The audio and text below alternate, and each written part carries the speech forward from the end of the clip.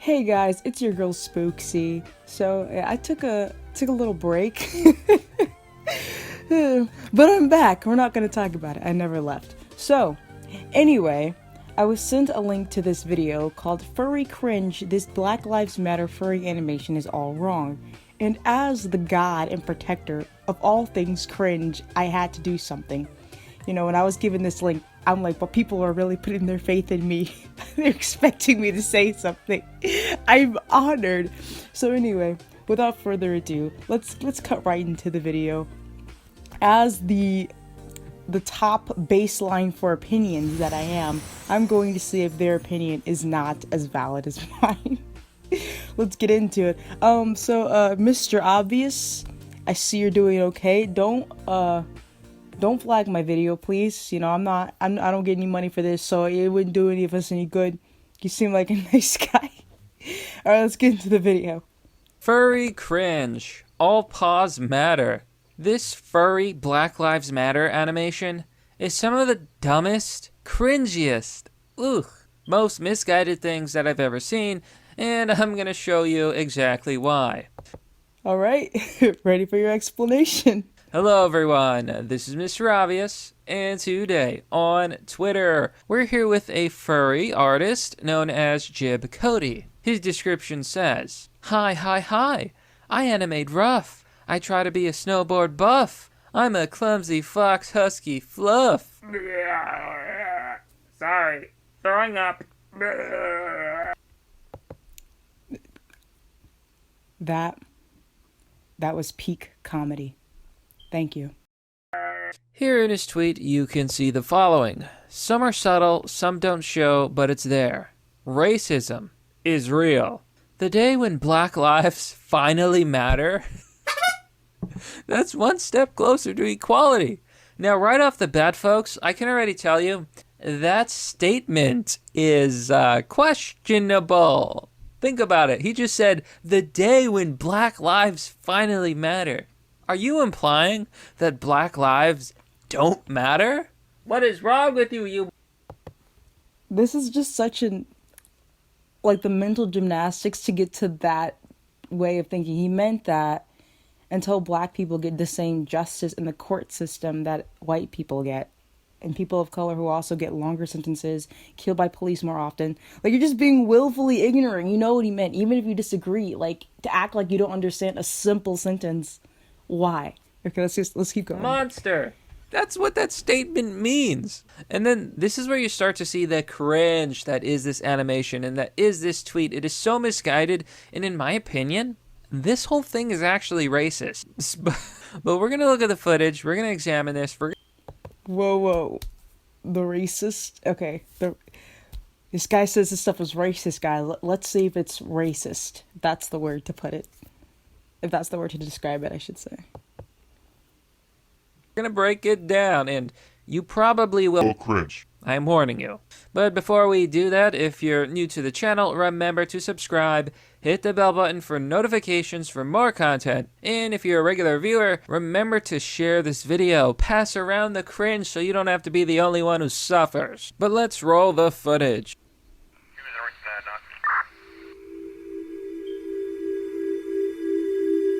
So right off the bat, you see golden retrievers. Now, obviously, the golden retrievers are supposed to be white people, and the dark dog over there, I don't know what kind that is, what, a Doberman, something, is supposed to be black people.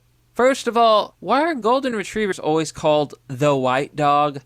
There's actually dog breeds which are actually white. So why is the golden retriever considered white? You know, like a... What are you talking about, bro? This is why is that relevant? Why critique the actual video? Okay, let's keep going. Yellowish color, it's in the name. Makes you wonder if that the people who compare golden retrievers to white people are actually glorifying white people, because out of all the dogs, like, they could pick poodles, but instead they pick the majestic golden retriever, almost as if they see white people as these glorious golden things. Very interesting. Maybe that's the point, to pick the golden retrievers that are looked at as the friendlier dog, and then pick another dog that's looked at as more vicious, could be a parallel or symbolic of stereotypes that races can hold. Maybe. Okay. Isn't it? Let's continue.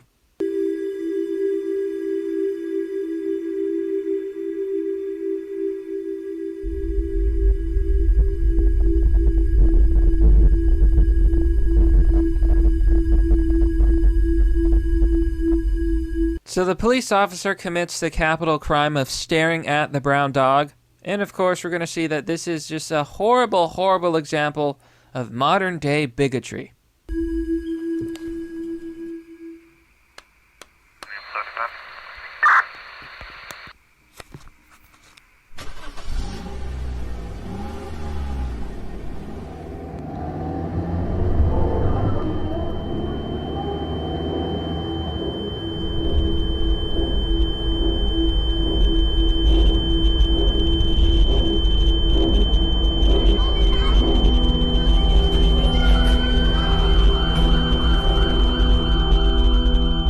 And then, of course, the brown furry dog character, he has PTSD. You know, he didn't fight in a war.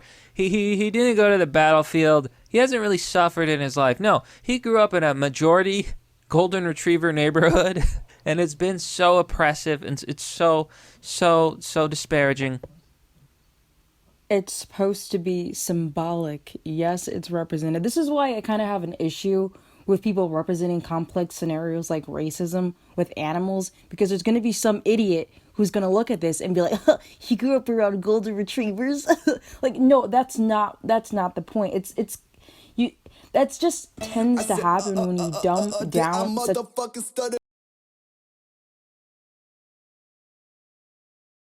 a complex scenario. You get people willfully acting obtuse about it. So let's just keep going. This is silly, folks. Like, this entire animation is silly. First of all, these are dogs. Have you ever met a dog? They don't know what racism is. They just play, you know? Again, this is why I sometimes have problems with allegories, because people act ignorant. Obviously, dogs don't know what racism is, or classism, or any of the complex ideologies that humans have and learn and grow up with. But we're using them as tools for storytelling and to show a point. That saying, first of all, these are dogs, is just the dumbest point you can make, bro. Okay, let's keep going. Actually, a furry using dogs to represent race is actually a very, very, very, very bad idea. But we're going to get into that. First, let's finish this thing. Oh, God. It hurts.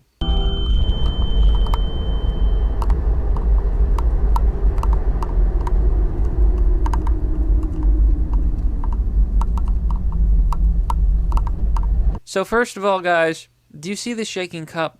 What do you think it's meant to represent? Well, apparently, according to the creator and the interpreters of this animation, it represents the fact that the brown dog is poor. He doesn't have money, so he cannot afford the soda, so instead he got a water. Implying that all black people are poor. I gotta tell you, is this furry not a blatant bigot? First they said black lives don't matter yet. Well, I do agree with the idea that, of course, not all black people are poor. It's not wrong to point out the very clear socioeconomic imbalance that's between black and white people. I don't remember the statistic from the top of my head, but I'll pop it on the screen that shows the average wealth of a white family and the average wealth of a black family. Maybe that's what he was pointing wealth to, not that, hey, every black person is dirt poor. Maybe that wasn't the implication. Mr. Obvious, if it's so obvious, shouldn't you know? Okay, let me stop yelling. It's 12:55.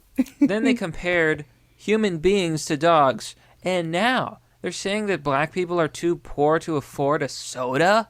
Really? If I was a black person and I saw this animation, I would be offended. Oh God, there's an ad. While the ad is going, let me just say this. As a black person, I am not offended because I have a brain. You know, maybe that's like the bare minimum to not be offended by something in this day and age. God, there are so many freaking ads. Like, what the heck? They're just back to back. YouTube is playing games these days. Okay, recognize the injustice, the indifference, blah, blah, blah. So, they leave off with these messages, recognize the indifference, the issue, the injustice. But there was no injustice in this video. Literally nothing happened. Like, literally nothing happened.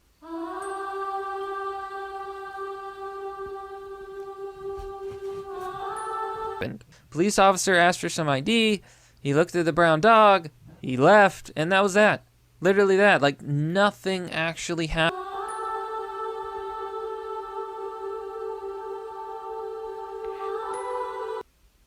Look, if the brown dog is feeling bad because he was bullied one time as a child,